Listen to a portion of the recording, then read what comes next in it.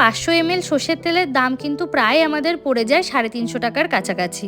এখানে আমি আগে থেকে কেটে রাখা পেঁয়াজগুলো অ্যাড করে নিয়েছি, আর পেঁয়াজটা যাতে তাড়াতাড়ি মজে আসে তাই জন্য আমি এখানে দিয়ে নিয়েছি একটু হলুদ আর একটু নুন। রান্না করতে করতে হঠাৎই আমার মনে পড়লো ফ্রিজে বেশ কিছু ধনেপাতা রাখা আছে, তাই একটু ধনেপাতাও কুচিয়ে নিলাম, হয়তো ভালোই লাগবে এই মাছের তেলের সাথে।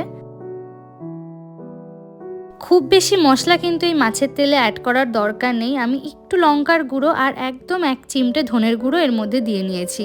মশলা বেশি হয়ে গেলে মাছের তেলের নিজস্ব যে স্বাদটা সেটাই কিন্তু চলে যাবে। তবে এই জার্মানিতে আমি কিন্তু কখনো মাছের ডিমটা দেখিনি। মাছের ডিমের বড়া বা মাছের ডিম ভাজা খেতে আমি ভীষণই ভালোবাসি। তবে কিছুই করার নেই, হাতে আর কটা দিন আছে, একেবারে দেশে গিয়েই খাবো। সবকিছু ভালো মতো ভাজা হয়ে এলে এর মধ্যে আমি অ্যাড করে নিয়েছি মাছের তেলটা। আর এই মাছের তেল কিন্তু আগে থেকে খুব ভালোভাবে ধুয়ে রাখা ছিল। আমি একটু ভয় পাচ্ছি